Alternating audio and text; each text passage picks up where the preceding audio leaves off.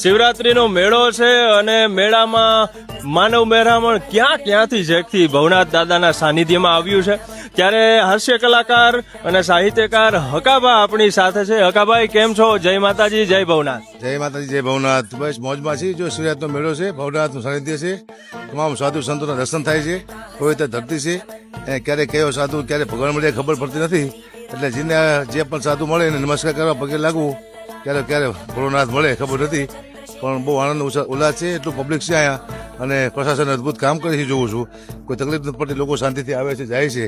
તો પ્રશાસનને પણ ધન્યવાદ આપું છું અને સાધુ સંતોને ચરણમાં વંદન. જય માતાજી, જય મંગલ, જય ભવનાથ.